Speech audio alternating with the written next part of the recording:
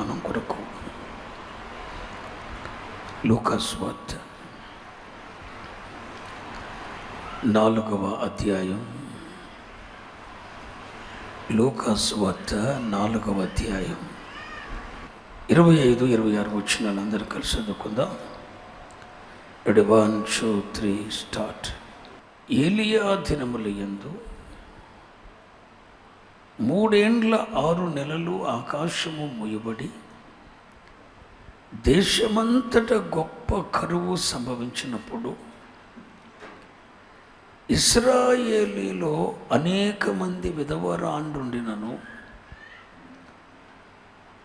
ఏలియా సీదోనులోని సారెపత్తు అను ఊరిలో ఉన్న ఒక విధవరాలి యొద్దకే గాని మరి ఎవరి యొద్దకు.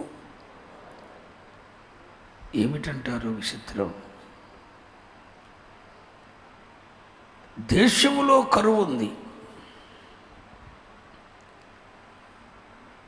3.5 ఏండ్ల నుండి ఆకాశం మూయబడింది.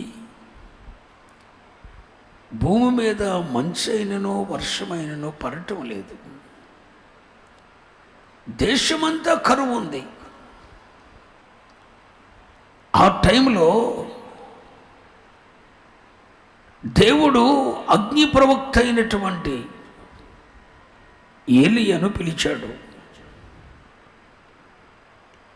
ఏలియాను పిలిచి మొదటి రాజుల పుస్తకం 17వ అధ్యాయము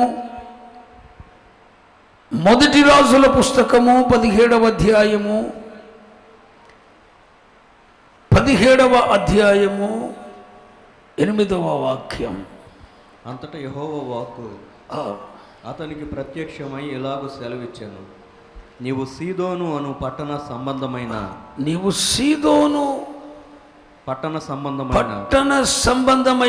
సారెపతు అను ఊరికి పోయి, నీవు సీదోను పట్టణ సంబంధమైన సారెపత్తు అను ఊరుకు పోయి అచ్చట ఉండుము.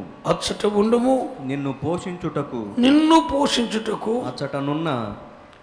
అచ్చటనున్న ఒక విధవరాలికి నేను సెలవిచ్చి తిని. అందుకతడు లేచి సారెపత్తునకు పోయి పట్టణపు గౌని యొద్దకు రాగా, సారెపత్తు అను ఊరికి పోయి అచ్చట ఉండు అన్నాడు దేవుడు. చూడండి,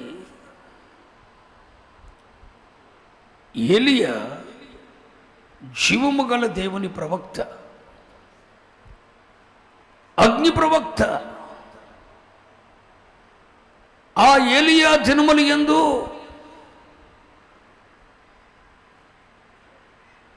3 సంవత్సరాల 6 నెలలు అంటే 3.5 సంవత్సరాలు ఆకాశం మూయబడి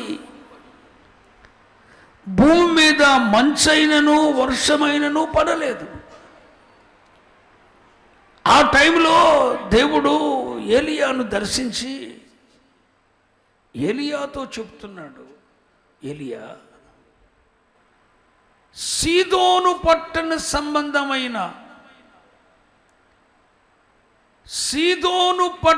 సంబంధమైన సారెపత్తునకు పోయి నీవచ్చట ఉండుము.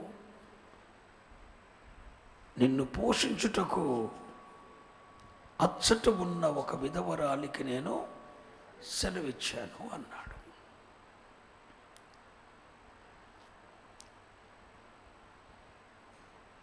దైవజనుడు ప్రవక్త అయిన ఏలియాను దేవుడు ఎక్కడికి పంపుతున్నాడు? సీదోను పట్టణ సంబంధమైన సారెపత్తుకు పంపుతున్నాడు. ఆ సారెపత్తులో కూడా ఒక విధవరాలి యొద్దకు పంపుతున్నాడు. ఇది జరిగిన విషయం. పాత నిబంధనలో జరిగిన విషయాన్ని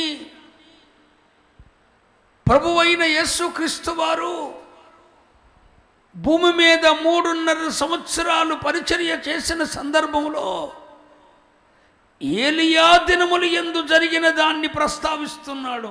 ఎవరు? ప్రభువైన యేసుక్రీస్తు వారు తనను వెంబడిస్తున్నటువంటి ప్రజలను ఉద్దేశించి మాట్లాడుతున్నాడు. ఏమయ్యా, ఏలియా దినములలో జరిగిన సంగతి మీకు తెలుసు కదా అన్నాడు. ఏంటి? ఏలియా దినములలో 3.5 సంవత్సరాలు ఆకాశం మూయబడి భూమి మీద మంచైనను వర్షమైనను పడని రోజుల్లో దేశమంతా కరువున్నప్పుడు ఇశ్రాయేలీలకు ప్రవక్త, జీవము గల దేవుని ప్రవక్త అయిన దైవజనుడైన ఏలియాను సారెపత్తు, సీదోను పట్టణ సంబంధమైన సారెపత్తు ఊరిలోకి వెళ్ళి అక్కడ ఉన్న ఒక విధవరాలింటికి పంపాడు. ఇశ్రాయేలీల్లో ఏ విధవరాళ్ళు లేరా? ఇశ్రాయేలులో అనేక మంది విధవరాండ్రుండగా సారెపత్తు సంబంధమైన సీదోను పట్టణ సంబంధమైన సారెపత్తులో ఉన్న ఒక పేద విధవరాలింటికి ఆ దైవజనుని ఎందుకు పంపాడు అని ప్రశ్నిస్తున్నాడు యేసయ్య. ప్రశ్నిస్తూ, ఇశ్రాయేలులో అనేక మంది విధవరాళ్ళు ఉన్నారు కదా, ఒకవేళ విధవరాలు చేత పోషించబడాలనేది దేవుని ఉద్దేశం అయితే ఇశ్రాయేలులో దేవుని పిల్లలలో అనేక మంది విధవరాళ్ళు ఉన్నారు కదా, వారందరినీ కాదని సీదోను పట్టణ సంబంధమైన, అంటే సీదోను పట్టణస్థులు బయలుదేవతలను ఆరాధిస్తారు. ఆ బయలుదేవతలను ఆరాధిస్తున్న సీదోను పట్టణ సంబంధమైన ఆ సారెపత్తుకు ఎందుకు పంపించాడు? అక్కడ ఉన్న ఒక పేద విధవరాలింటికి ఎందుకు పంపించాడు? మీరు అర్థం చేసుకోండి అయ్యా అంటూ యేసయ్య చెప్పాడు. అంటే అర్థం ఏంటో తెలుసా?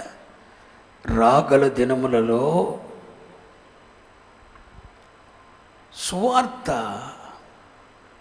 ఏలియా ఇశ్రాయేలులో నుండి సీదోను పట్టణ సంబంధమైన సారెపత్తు అనే అన్య ప్రాంతానికి ఏ విధంగా ఏలియాను దేవుడు పంపేశాడో, నా టైంలో కూడా మీ మధ్యనున్న జీవము గల దేవుని స్వార్థ ఆటోమేటిక్గా మీకు తెలవకుండానే అన్యజనుల్లోకి వెళ్ళిపోద్ది అని చెప్పాడు దేవుడు. స్తోత్రం, హల్లెలూయా. సారెపత్తుకు వెళ్ళిపోయాడు ఏలియా, సారెపత్తుకు పంపబడ్డాడు. అలాగే మరొక ప్రశ్న కూడా వేశాడు యేసయ్య అక్కడ. ఇశ్రాయేలు దేశంలో ఎలీషా దినములలో దైవజనుడైన ఎలీషా దినములలో ఇశ్రాయేలీలలో ఎంతోమంది కుష్ఠరోగులుండగా ఇశ్రాయేలీల్లో ఉన్న ఒక కుష్ఠరోగి కూడా శుద్ధి నొందలేదు ఏలియా దగ్గర. ఎక్కడో సిరియా దేశపు సైన్యాధిపతి అయిన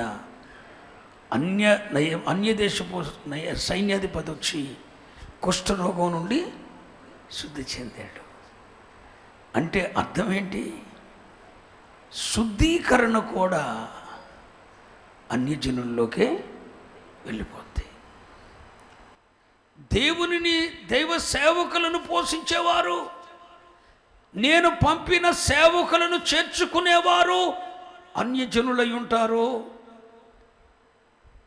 నేను అన్యజనుల యొద్దకే సువార్త పంపుతున్నాను, అన్యజనులైన వారే నా సేవకులను చేర్చుకుంటారు, అన్యజనులైన వారే నా సేవకులను పోషిస్తారు.